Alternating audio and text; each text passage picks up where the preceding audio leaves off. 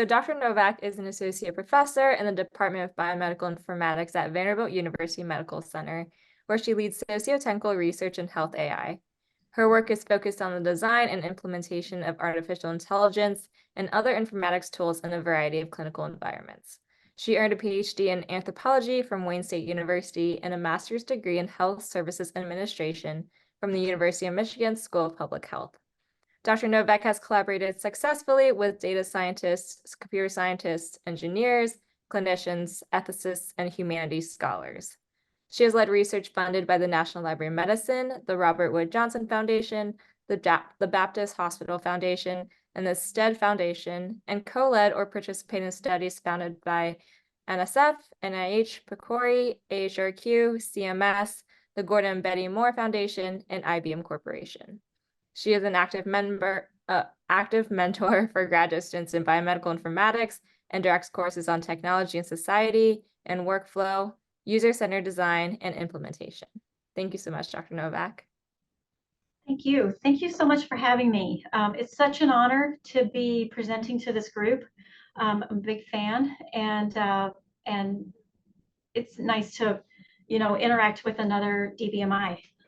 Hi, Pooja. Nice to see you.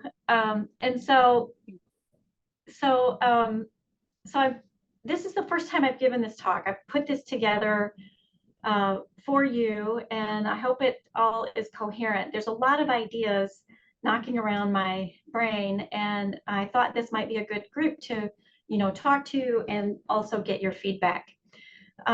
So of course, I needed a eclipse theme, and it was really easy to figure that out because I wanted to talk about some things that are that I feel like we're not talking about very much. And so I'm hoping to bring in some topics that you haven't been already, overwhelmed with, given with respect to health AI.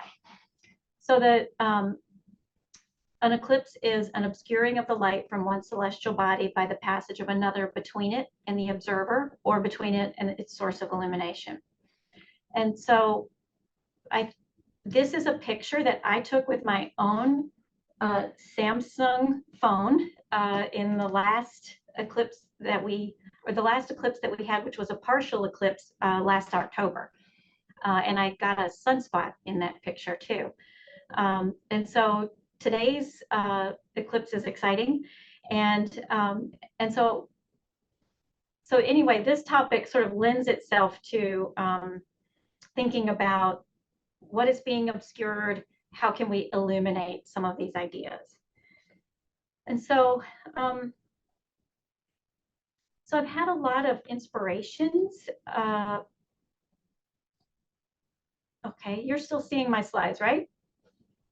So these are people that have been, pushing me, inspiring me, collaborating with me, helping me think through some of these things. This top row are people from students and a staff member from our department who are pushing me on and saying things like, we want to write a paper or do an AMIA poster on surveillance, or we want to think about what would Foucault say about this suicide risk prediction project that we're working on. And so I'm so happy to be pushed in that direction. I've been working on, qualitative research for a long time here, and it's really nice to be thinking about things that are more deeply social scientific. The bottom row of people is Megan and Nat and Pooja and Megan Solwife here from the UMC are a group that I'm working with on thinking about how to ask people about trust and AI and technology. And so many interesting ideas have come up that have been stimulating. So let's get into it. And so I really appreciate all of these people. So I generally like to start by thinking about how healthcare occurs in a socio-technical system. And so we can argue about whether it's a quote system or not, or if it's just a kind of collection of elements that don't interact with each other very well sometimes. But anyway, these are the elements that that I'm going to be talking about today. So on the one hand, you have institutions, right? So, and when I say institutions, I don't mean like Vanderbilt University Medical Center. I mean like biomedicine or the financial institutions or legal institutions or bioscience, for example. These are all, you know, organized structures of rules and practices. And these institutions interact with and create and recreate infrastructures like standards, for example, or classification systems like the International Classification of Diseases or the Diagnostic and Statistical Manual that's used. These classification systems are boundary objects. They mean different things to different people. My husband is a utility scale solar engineer, so he lives and dies by the codes that they have to use to design these solar arrays so that they're safe. And so these infrastructures change over time. And these infrastructures change over time. Pooja, are you talking to me? Okay.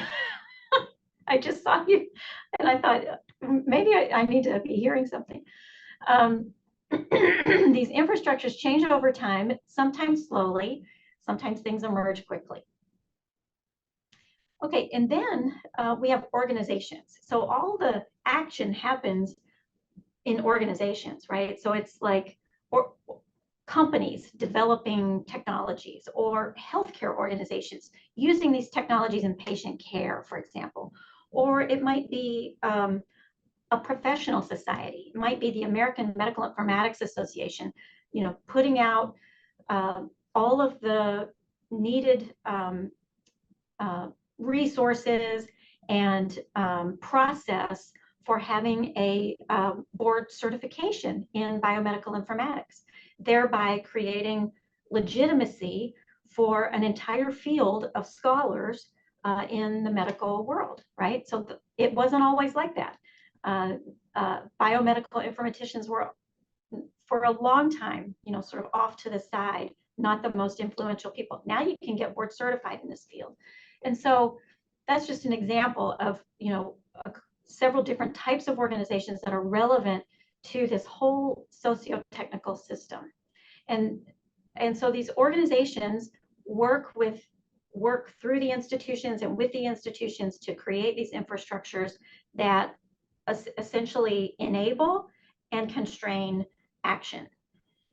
And so they're enabling and constraining actions by the technologies that are developed, right? So the technologies, again, boundary objects, they mean different things to different people, but the technologies are there and represent, you know, scientific progress, hopefully, and support the people in the organizations doing work. And also all of these people off to the right, right? So this is our last group of actors that I want to make sure we talk about, because these are everyday people. This is the subject of the work of anthropologists, right? Like everyday people doing things. So physicians trying to take care of patients, nurses trying to take care of patients, a parent trying to use an image to get a diagnosis for a rash on their child, a person trying to get the exercise that they need to lose the 30 pounds that the doctor told them to lose, people trying to make it to their doctor's appointments. And then you might notice in here that I've got this sort of bad actor, right? So that not everything that the individuals are trying to do is good, right? And so that's why we need these infrastructures, these laws or regulations or classification systems to help constrain some activity. And so then it wouldn't be a complete picture if I didn't comment on how there's money tied to literally every element on this picture, right? So there's money to be earned, there's money to be saved, there's money that has to be spent that people can't afford to spend. Money pervades the whole system.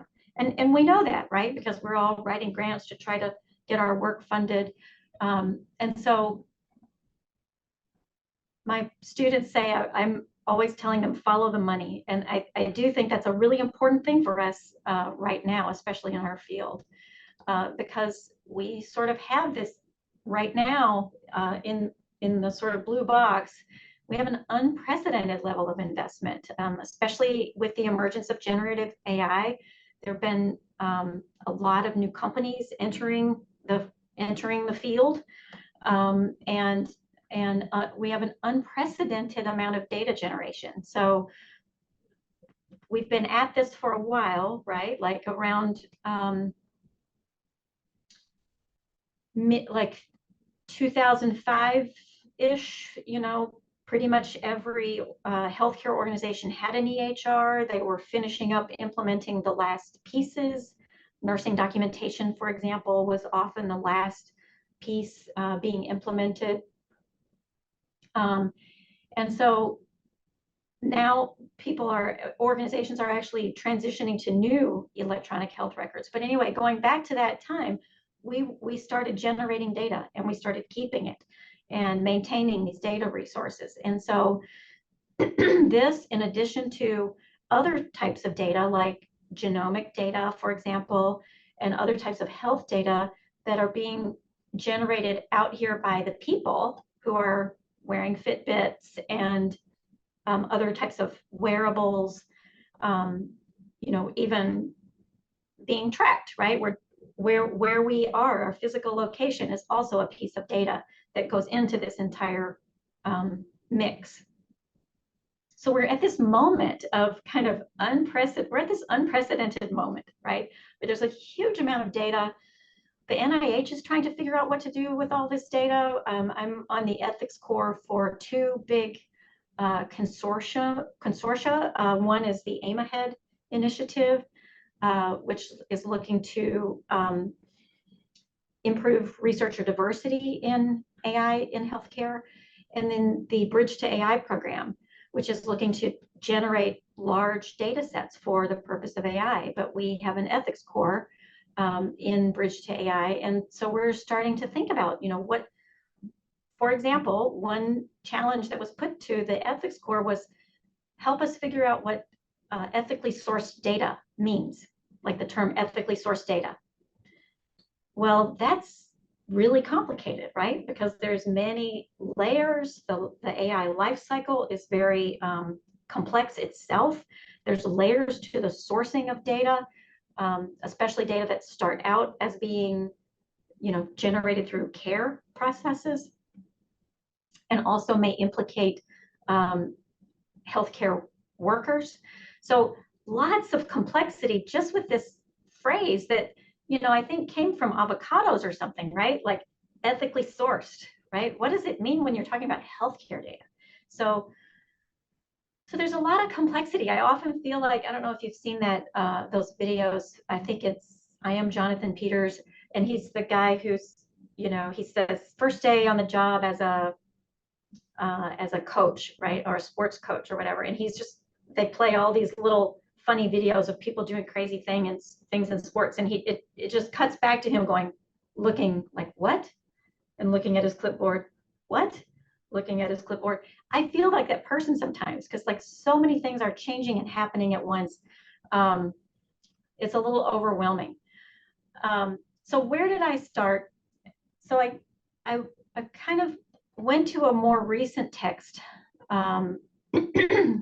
recently. I sort of visited Zuboff's work that many of you may have already read, The Age of Surveillance Capitalism, The Fight for a Human Future at the New Frontier of Power. So Zuboff really, in this book, goes beyond the sort of you are the product argument, which we all understand that on Facebook and social media, we're the product. So she kind of goes beyond that and pushes it further to explicate the origins and the current state of what she calls surveillance capitalism. So this this sort of trafficking in these, what she calls behavioral futures, like where are we going to click next kind of thing. Essentially profiting from the behavior of everyday people. So her analysis is decidedly Marxist. So it really focuses on what's extracted from people, and not as much on sort of the benefit that people might be getting from this connectedness that they're experiencing, whether it's connected to each other or connectedness to the healthcare system or whatever.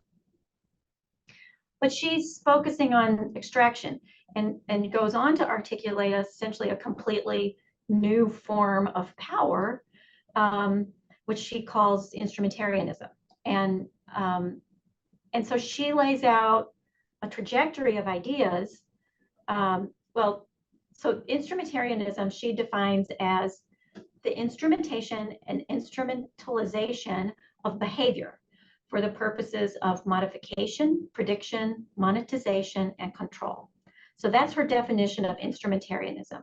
And the book is interesting. She's got a crosswalk between instrumentarianism and authoritarianism. So like she's really arguing that this is a completely new form of power in society.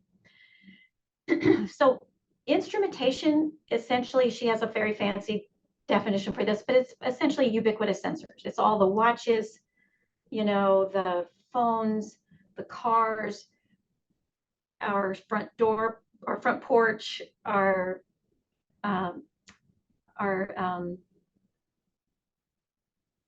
controls for our thermostat in our house, the controls for our heat and air in the house, maybe even our appliances, all sort of instrumented, right, and trackable. So ubiquitous sensors is instrumentation. Instrumentalization, she says, is the social relations that enable the exertion of power, right? So these social relations, so maybe I'm the consumer of an app. I get some benefit from the app, like I'm recording the food that I eat, and that's helping me maintain my diet. But there's an app maker, right, who's I'm in a relationship with, and I'm giving my data to. This same goes for insurer or insured. Maybe you might have a device in your car that tracks how safe of a driver you are. Automaker, my car certainly is outfitted with a lot of tracking capability. Government and citizen, and doctor and patient, or healthcare organization and patient. These are relationships that are now instrumented. And so Zuboff goes on to lay out a sort of trajectory of ideas. She's implicating engineering initiatives that focus on individual behavior and use all this instrumentation, and the emergence of behavioral economics, which these things come together then for this sort of surveillance architecture. So interesting book, good ideas for us to be thinking about in biomedical informatics, even if you feel like it doesn't apply specifically to what you're doing right now. It's worth having us think about. And so then I started thinking about, based on what I've seen in my career, I've been around a long time. I've been around, for a long time, and going back to when, organizations were just starting to implement electronic health records. And so some ideas that I would throw into the mix here. James Benninger wrote about, this is a really interesting book if you haven't read it, but he wrote about essentially how after the Industrial Revolution and society had developed all of these incredible machines, we started really harnessing nature, and enabling travel, the train networks, all of these things. We had accomplished a lot in the Industrial Revolution, but now we needed to control it because we were starting to see horrible accidents and loss of, goods and human lives and all of these things. And so it was unacceptable, and we needed to start exerting control. And so he writes about how essentially this all got started after the Industrial Revolution, and this has been, a key aspect of engineering for many decades. And then I would also add that the, World War II kind of put, stepped on the gas on that and sort of resulted in the creation of, operations analysis and operations research, with all of the logistics associated in World War II. So we learned a lot about controlling processes and controlling, people performing processes during this time. And so after the Industrial Revolution, the control revolution was sort of the necessary next step for society to get a handle on these big machines that we made. Another really important text that I think is worth mentioning is, so John Eisenberg was one of the key leaders of health services research when it was being born. This was in the early 90s. He was the head of what was then called the Agency for Healthcare Policy and Research, and the Association for Health Services Research, which has evolved into different named organizations now. But he wrote this book called Doctors' Decisions in the Cost of Medical Care, and it alerted a lot of people in healthcare, healthcare managers, to this idea that the most expensive technology in the hospital is the doctor's pen, so to speak. And so that this notion of decision science, that was sort of tied to this notion of decision science and looking at, we need to really focus on what these doctors are ordering, because it's costing us so much money, and we're only getting paid, by the head. We're not getting paid by the test, right? And so at that time, and so this was a really influential book, and I remember literally sitting in the boardroom of the hospital that I worked on during a board meeting and hearing them talk about how we needed to implement an electronic health record in order to gain control over these physicians, who were costing us so much money.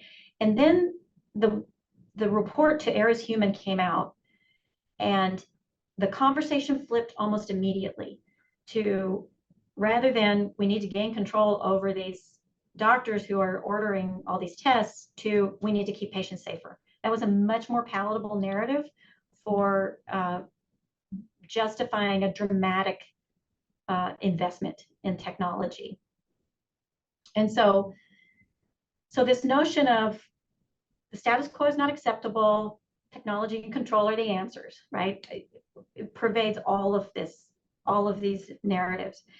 So another thing I thought I would throw in there is, at this time also, this was in '93, this report came out from the Human Genome Project, and essentially they said, we biologists have been really working on this for a while. We need technology from other areas of medicine. Like, it's time to scale this up and implement it.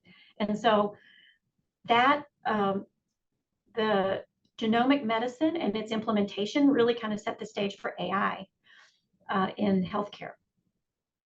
So again, big data resources happening and gearing up for that with infrastructure. And then, I'm throwing in Tversky and Kahneman. So Kahneman just died, and people are distraught because he was an icon. And Kahneman and Tversky sort of really were the engine to get behavioral economics going, and that's a key part of this whole story, because it really is, again, focused on these individuals and their choices and their actions. And so you can see we're sort of gearing up to have a lot of data on individual healthcare workers and eventually on individual patients.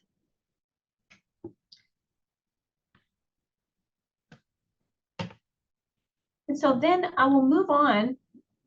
So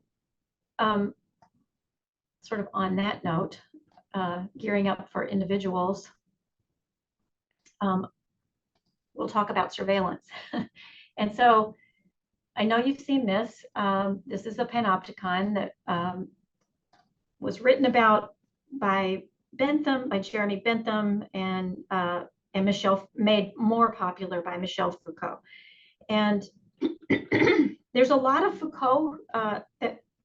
that's relevant to what I'm talking about today. But I'm going to stick with this one because I want to go somewhere else with it anyway. So the panopticon, for those who haven't seen this, is a prison design. Essentially, the idea is that the prison guards are in the center, and the prisoners are in the outer ring, which each cell has windows. So the light comes in through the window and illuminates the cell so that individual prisoners are always visible to whoever might be in the guard tower, but they are less able to see into the guard tower. And so the perception goes from the tower out and not in toward the tower. And so this is considered a disciplinary technology in the sense that it causes a person to control their behavior, even though they don't know they're being observed, they always might be being observed. And so because of this, they're always conscious of their behavior. And it is also an example of a hierarchical type of surveillance where the powerful are surveilling the less powerful, obviously, in this case. There's lots and lots of current examples of panopticons. In fact, we have a clinical unit here called the Round Wing, which is a panopticon at Vanderbilt. But I wanted to bring this up because I wanted to get to the work of Sam Adams. So you might have heard of Samantha Adams through a paper award that is named in her honor, in her memory, in the American Medical Informatics Association, sponsored by the ELSI, Ethical, Legal, and Social Issues Working Group. So she was a brilliant scholar, and she wrote one among many great things that she did. She wrote this great paper called Post-Panoptic Surveillance Through Healthcare Ratings Sites. So she observed that as opposed to this hierarchical panopticism, that post-panoptic surveillance is distributed and mobile. So people being surveilled are not in a facility, they are out in the world. But we've got, all of our devices that cause us to be surveilled.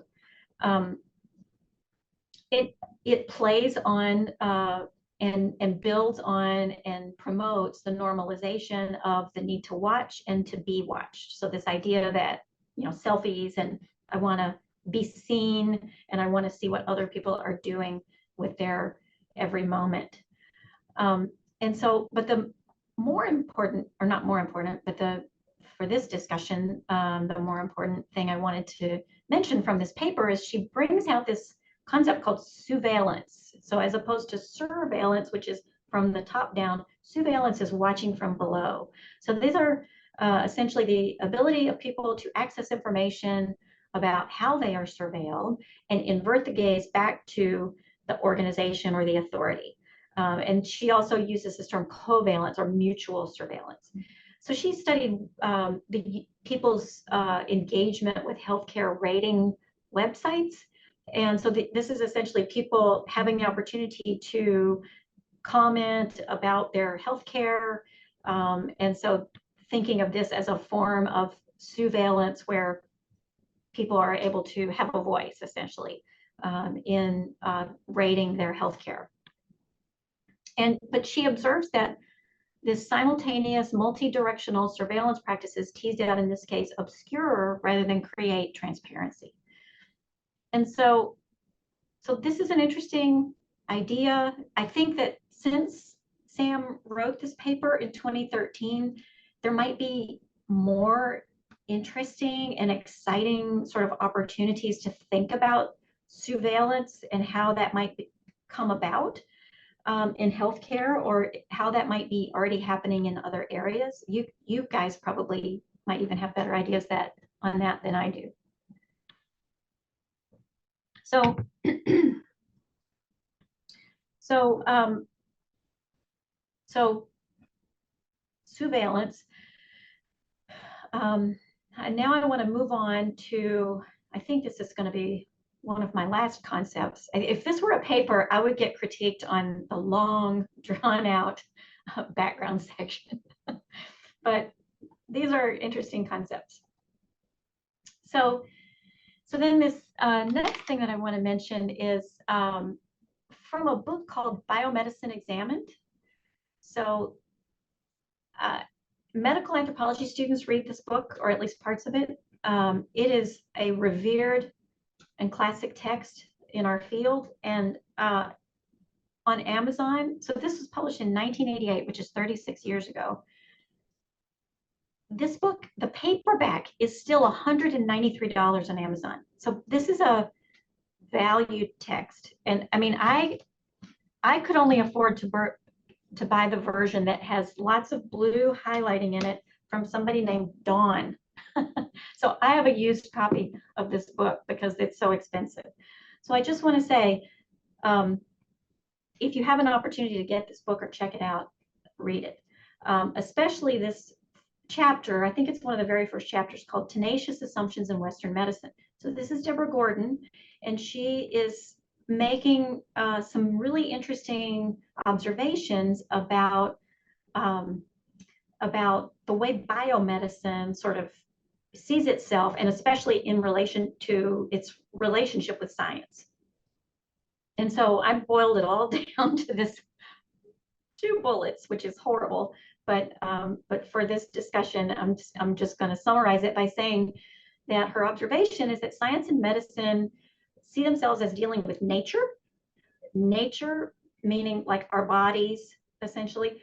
Nature is perceived as universal and separate from culture, morality, and society. So in other words, science and medicine are value neutral. And so this is a really important thing, I think, for us to be reflecting on in biomedical informatics. So medicine, doctors take an oath, and medicine is truly an altruistic field. Healthcare organizations truly want to do the best for their patients, and I believe that. But sometimes I think this idea that engineering, including computer science, represents progress, and medicine is sort of always good or always seeking good, can put blinders on us. We're working in this field, and if we don't sort of open up and think carefully about the values that can be latent in the technologies that we create or the projects that we do, then we might be missing something important. So where does this leave biomedical informatics? I'm sounding negative. I don't want to. So back to the picture. Am I suggesting that biomedical informatics is a tool of unreflective enterprises that are themselves tools of greedy capitalists, per Shoshana Zuboff? No, I don't want to suggest that. Because I believe that these solutions are important. And I myself have written about this. We've written about the use of trace or log data to improve the design of healthcare informatics tools so that they meet the needs of users in a better way. So I believe in this. What I am saying is that I think we in biomedical informatics have a new opportunity to lead here. I think we have a new opportunity to lead in thinking about, in addition to all the other great things that we're doing in developing these tools and this instrumentation, that we can take the opportunity to lead in design research that can stimulate the reflection with our computational or medical or social science colleagues. And so I'm using this book, Value Sensitive Design, as sort of my picture there. I think this is a really good book and a good sort of perspective, or at least to start with, to be thinking about this. This is a lab out of, I believe it's University of Washington. And so the reason, so value sensitive and design, right? I think design research has been important for us for a long time. We really need to think carefully about design research and what we can learn using design research, in addition to, you know, randomized controlled trials and all of these other sort of approaches that we use. Design research has traditionally been oriented toward human performance, which is great, right? Like that's what we want. We want the machines or the technologies to improve the performance of the humans, not make them slow down or you know, be distracted or whatever. So human performance has been a great goal, but in addition to human performance, we could also look at other human values, right? So is it making the healthcare worker more accurate in their job, but also supporting their autonomy as a nurse, for example? Or is it promoting a truly democratized, so not just like giving access to data, but a truly democratized sort of access to information and decision making and shared decision making, for example? These are values that are less oriented toward things like accuracy and throughput and cost, and more oriented toward our societies, what our society values. And so one of the things I've been thinking about and worrying over is, how can we engage people in this? Because you can't just go to, you know, to a group of patients or caregivers or everyday people on the street and say, you know, what do you think about my algorithm that predicts sepsis or whatever? Like, how do we proceed in getting enabling this transparency and enabling this sort of input? And so this is I've been thinking a lot about transparency. So for example, now I'm finally back around to AI. So who needs to be transparent? Like who is on the hook for being transparent here? Who is needing to be informed? What is it that we need to be transparent about? How should we communicate transparency information? Talk about a design research challenge. And then let's say we do a great job of being transparent, and someone has a concern because we've been transparent. What then, right? Like how do we organize for this? And so, sorry, these slides are kind of boring, just numbers or just name letters and words, no pictures on this little set. But so thinking about who needs to be transparent, with my follow the money sort of paradigm, I always say financial sponsors. Like, we need to know who paid for this algorithm, who paid for the collection of all this data, right? Like that would be useful potentially to know if an algorithm came from an insurance company that we're using to make a decision, and maybe the patient would want to know that too. So developers need to be transparent. Healthcare organizations need to be transparent, but we don't know how much, right? So we've got to figure out, do we need to tell patients every single time there's an X-ray machine that has some AI built into it, that there's AI being used in their care? Or is it more about predictive analytics and robotics? Like, how do we determine when and in what context we need transparency for AI?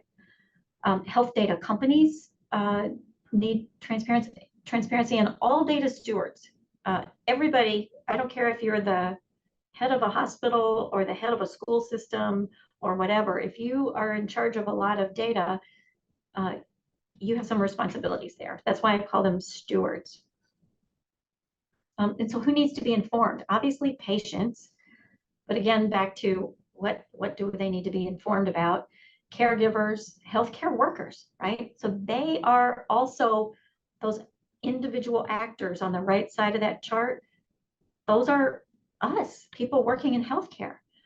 The general public needs to be able to weigh in on some things. The NIH, right? We need to be transparent with the NIH about various things as well. And so, and this is all kind of tying together. What are we being transparent about? Sponsorship. What was the purpose? What was the original purpose of this algorithm? Was it designed to do a thing and I'm kind of using it for a slightly different thing? Maybe it would be good to know that. Of course, bias in data and algorithms, bias and fairness analysis are things that we're working on. And that is important computational work. And then risks, right? Risks in deployment, risks in the use of these tools, or risks in the non-use of it, right? Like, is it dangerous? Is the AI so useful that it's dangerous to not use it, right? So we need to know all of this stuff. And then in terms of communicating about transparency, you're not meant to need to read every word on this. This one on the left is, I'm such a huge fan of this work by Mark Sendak and his team at Duke, creating these model facts labels. So this, you can see by the headings, it looks like sort of like a drug label, right? It's got the date it was approved, there's a summary, there's the mechanism of action, like how does this thing work? Here's some performance information, uses and directions. I love that sort of call out to medicine labeling. Warnings, right? Warnings are helpful. And then here's like links and other information if you want more information. That's always important. So I think this is such a great model for doing these model facts labels. And so then this one on the right is one that we tried.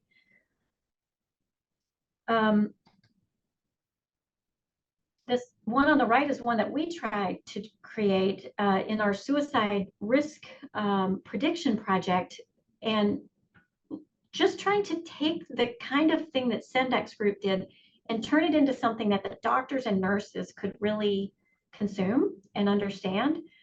And so this is what we came up with. So we have some information about the mechanism. We have some information about how well it performs. And we tried to, translate that into, terms that would be, amenable to somebody with medical training or nurse training. Uses and warnings, again, relevant in this case. And then we had our little, this was a mock-up. And we did some usability, like these really extensive sort of cognitive walkthroughs with physicians and nurses, and it was not that good. I mean, there was a lot that they didn't understand. I mean, we really were sent back to the drawing board on this thing. And, I think that we have a long way to go to come up with the right visualizations. And maybe you all have already been working on this and figured some of this out.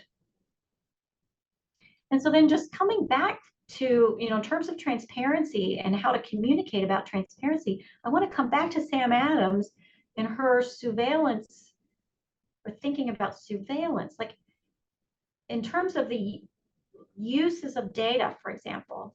Bridge to AI is all about generating these big data sets for AI.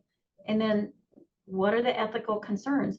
Is there a way that we could take some of our brilliant minds, our brilliant engineering and computer science minds, and come up with a way for people to kind of have a window into how their data are being used in research, or by companies that are maybe making a lot of money off of something they generated using someone's data, right? Using their images of their skin or whatever it is. What has happened now with that data? I think that's a technical challenge we could probably solve, but I'm an anthropologist, so I can speculate about these things. And so then let's say transparency results in some concerns. That now we've got to have what we refer to as an AI capable organization, right? We've got to be able to address those concerns. And so when I think about, how does this really happen in the real world? I think about organizational capabilities. This is a little like structure, process, and outcome, maybe, if you're a Donabedian person, but way less emphasis on the structure. It's really about what are the routines that need to be in place, or maybe processes? What are the resources that need to be available? And those resources might include things like model facts labels that patients could understand, for example. And then what are the competencies? What does everybody need to be trained on? What do people need to know to actually carry out these routines successfully? And so organizational capabilities refer to an organization's ability to use resources and competencies to construct systems that produce a particular outcome. And what I always say about this is, we know how to do this. Like, we've done this. We've done it with information security. We've done it with infection control. We've done it with medication management. Those are really hard, distributed, out of control kinds of things that healthcare has wrangled. And we can do it with AI. We know how to do this. This community engagement piece, I think, is going to be a big area where we need more competencies, both on our part on how to engage on a complex topic like AI, and on the community's part. We need to work with the community to help them, kind of help us. And then all of this is enabled by these infrastructures that I mentioned earlier. So, so that's what I have. I hope this was coherent. And let me just go back to my picture. And do we have some comments? I would love to hear your thoughts, and other ideas that you have, or ways to build on this. I assume it's okay for me to just call. Yeah, go ahead, Laurie. Okay, Kayla. Hi, sorry, I also totally thought my video has been on, so apologize. I have been I've been here. I know it's always easier to see faces. Really interesting talk. I'm always a fan when Foucault comes into the conversation. So very, very much appreciated. I'm actually kind of curious when you were talking about the model facts, and that in that cognitive walkthrough was clear there's a lot more work to go before they understand. Could you share a little bit about what it was that they were getting hung up on? If it was like technical jargon, or it was just totally not even the types of questions that they were interested in. I'm kind of curious there. I've read that Sendak paper, and it's very interesting. It was more the technical piece. Like, if you're a busy, so doctors, right? They get trained on things like statistics, and but if you're a busy working professional, even something like a percentile, you've got to stop and think, right? And this is it's not as straightforward as we might think it is.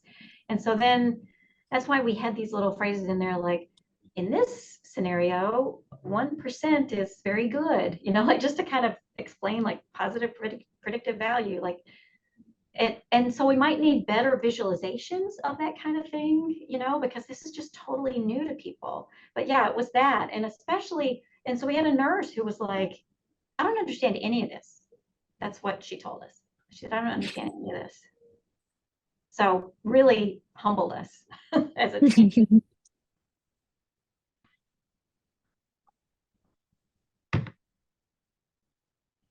Other thoughts or comments? I guess I could probably go ahead and stop sharing, right? I think that's fine if you want to stop sharing. Maybe we can all see each other. Your thoughts? Otherwise, I can always ask a question. Yeah. But Laurie, I get to ask you questions all the time, so I feel bad that you're for this. But I'm curious,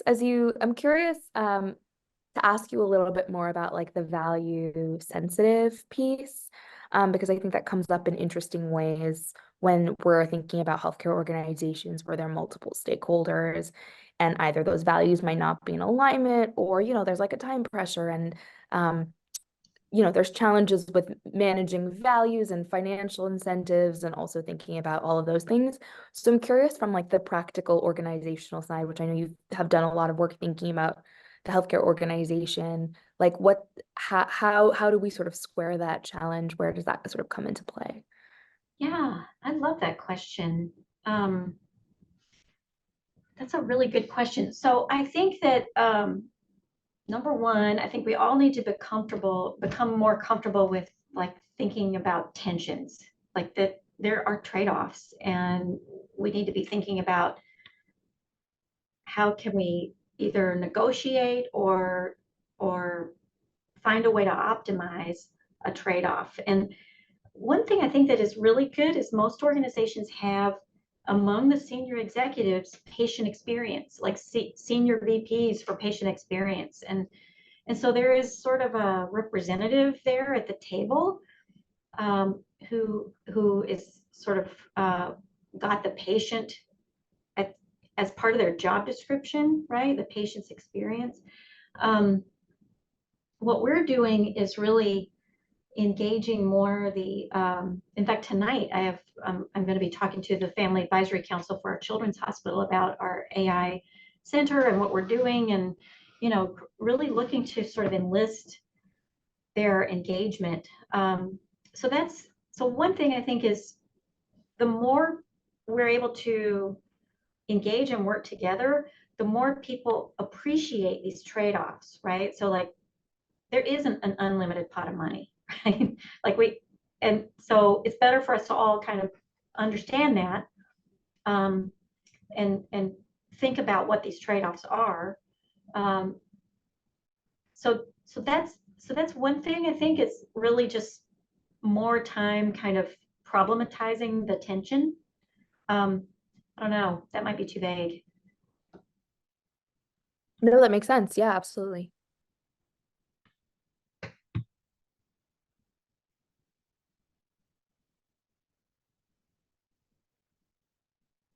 Well, so everybody, don't forget, today's the day. Don't forget your glasses. I'm heading out in an hour for our, we're getting a 94% here in Nashville, supposedly. Laurie, can I ask one more question before Yes. we end? Sorry, if other people don't have questions, otherwise I can keep going. I'm kind of curious. I thought that idea that you raised of surveillance was really interesting, partially given our current political landscape and challenges around particular kinds. All health information is protected, but particular kinds of protected health information, such as reproductive health information, also in combination with a lot of things around ubiquitous computing where people are utilizing mobile devices and using that to store their data and things like that. I was curious about like going along this idea of tensions, about like the opportunity. There's always this discussion that we have in this field about the opportunity with all of that to utilize a lot of that data and really, really specific data related to patients' healthcare and healthcare experience with to better personalize their care. And I think that that could be both data that they track and genomic data and things like that, but also this question of how do we protect that information so they can provide that information in a way where it doesn't become surveillance. So I think we've seen examples, again, I'll use the example of like reproductive health information where initially may have been collected for empowerment, but then later can be utilized as a tool for surveillance. And then there's sort of like tensions with that. I'm curious how you think about that from like a control perspective. And again, that tension between like precision and personalization of care along with agency, especially when they start to go together and then suddenly they seem to counteract each other. I feel like it's a big question I'm wrestling with, especially as someone who does like consumer health facing things. And I'm just curious how you think about it, Yeah, your perspective. great question. That's why I'm talking about the things I'm talking about. I think we all need to be thinking about these things and